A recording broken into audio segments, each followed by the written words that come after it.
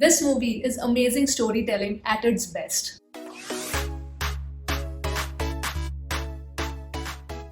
Hi everyone, welcome to I Just React and Review. My name is Ashmita and I hope you all are doing well. So when I did the trailer reaction for Malik, I had said my expectations were sky high. And when I sat down to watch this movie last night, I was a little scared that it might not get fulfilled. But fortunately, the movie exceeded my expectations in various aspects. So I will be delving into mild spoilers. So if you have not watched this film, then kindly watch the film and then watch this video. And yeah, let's just deep dive into the detailed analysis.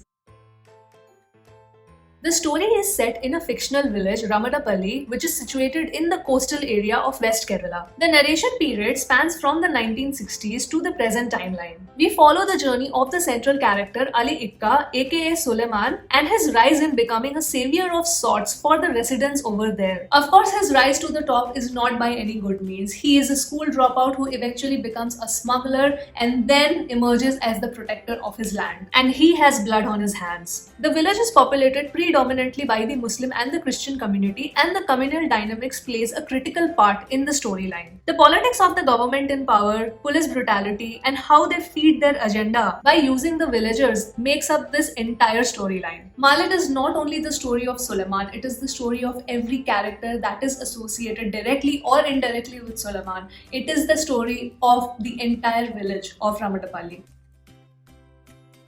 The film is written and directed by Mahesh Narayanan, and when I say that the movie exceeded my expectations, it is because of the writing. The story follows a non-linear format of writing and the execution is near perfect. Number one, I loved that even though Fahad played the titular role, the main character of the story somehow turned out to be the village. The writing interestingly never feels that it is glorifying Suleiman in any way. The main focus of the writing always remains about the ongoing events that happened at Ramadapalli. Every character along with Fahad's, whether it be a big or small supporting character, has been integrated into the storyline so well and has been given its due importance, which is why the overall writing feels more story driven than character driven. Second, elaborating from my first point itself, are the way the character arcs have been fleshed out. I mean, this is some serious detailed writing that Mahesh Narayanan has done. Pick up any character, whether it be Suleiman, David, Rosaline, Freddy, Abu Bakr. Pick any character and you will see how beautifully it has been fleshed out. And because of this, as a viewer, I understand their actions, their perspective, and it's easier for me to judge these characters based on my own viewpoint at the end. Probably the only character that I personally thought was not written that well was Jojo George's character Anwar Ali. Now with Anwar, I am made to believe that he is a good guy, he has empathy, but I'm also seeing that he is willing to manipulate one particular community and sort of create a riot-like situation. So at the end, we also see that he has been carrying that guilt all these years, but overall I felt that he was probably the most weakly written characters in the film. And this is just in my first watch.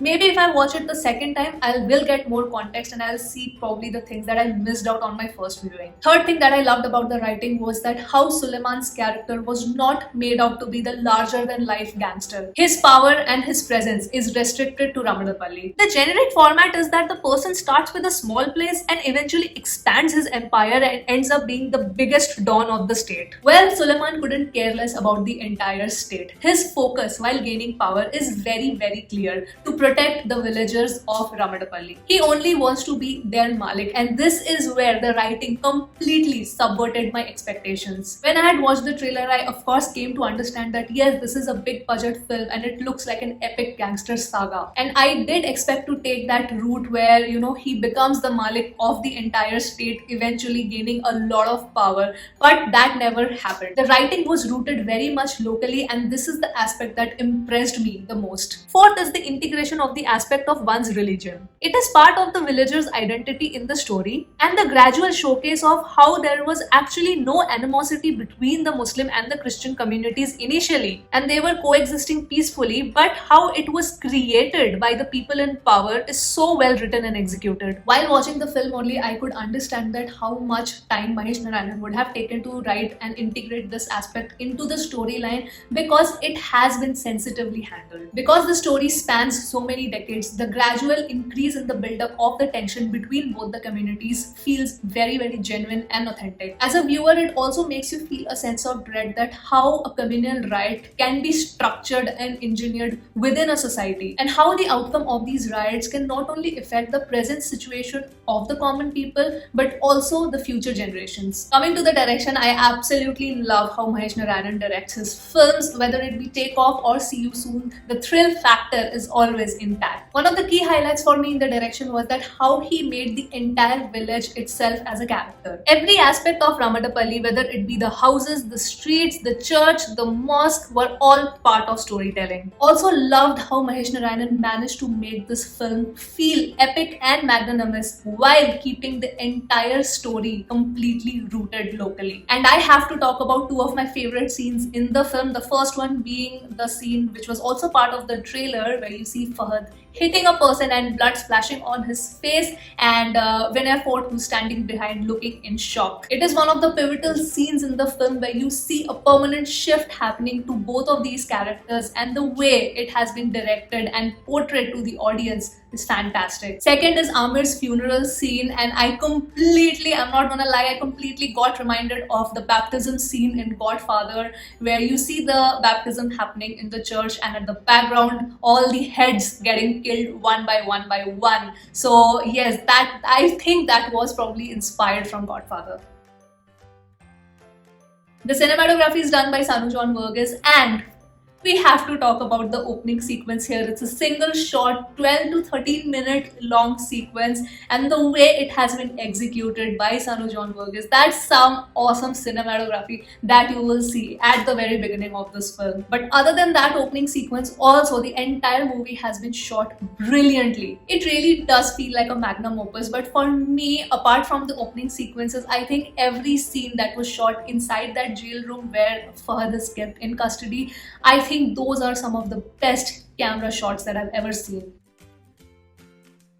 The movie is 2 hours 40 minutes long, and it has also been edited by Mahesh Narayanan. Now, the movie is actually lengthy, but given the number of characters that are there in the movie, I feel that the pacing and the length is justified. But yes, I do agree that one can argue that the movie is quite long and it takes its own sweet time to set up the entire context. Personally, for me, I was pretty much into the film throughout. I actually did not feel the pinch of the length.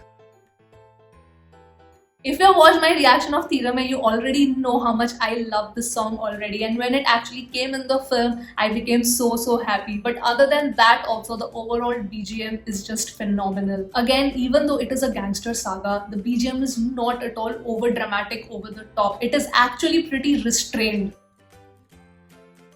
Now, two more aspects without which I think personally that this review will be absolutely incomplete is the makeup and the production design. The makeup done by Ranjit is phenomenal. You take any character, be it Fahad, Nimisha, Dileesh, Vinay Fort, every character's makeup is just perfect. For me, I think I loved the transformation in Nimisha's look the most. It was so naturally done. Then comes the production design of Santosh Raman. When I say that the village of Ramadapalli itself was a character, a huge credit goes to the production design for this.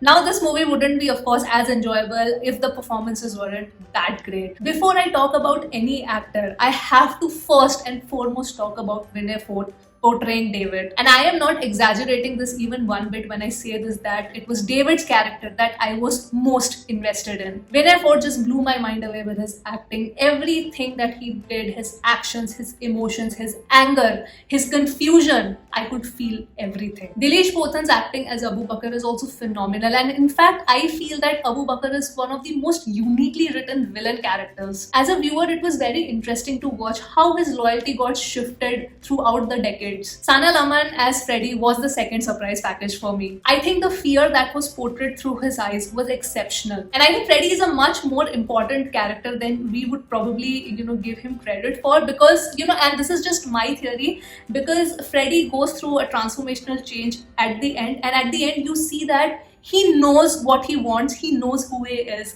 and it sort of meant that maybe he could be the next force of change for Ramadapalli after Suleiman. This is just my theory of the ending. Do let me know what is yours. Then of course comes Nimisha as Rosalind. I think at this point, I just know she's gonna nail every character that she plays. Nimisha is one of those actors who just knows how to pick the absolute perfect roles for herself, which will suit her character, which will give her a really good acting range, and which will elevate her as an actor. After watching this film, I couldn't imagine anybody else playing the character of Rosalind other than Nimisha. Jojo George's Anwar Ali is also pretty decent. He's anyway such a great actor, but I felt that Anwar Ali as a character was not that fleshed out well. So yeah, Jojo George just didn't have that much range to show in this movie. And then comes the Malik himself, Fahad Fasil.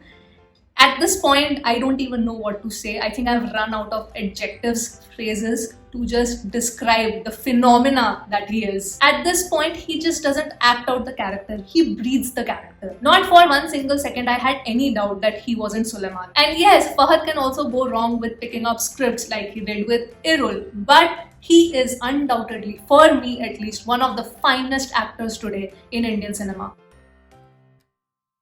This movie is heavy on the heart and the brain equally, but it is a must watch because of the brilliant performances, amazing writing, awesome direction, brilliant cinematography, exceptional background score. All of that packaged into one.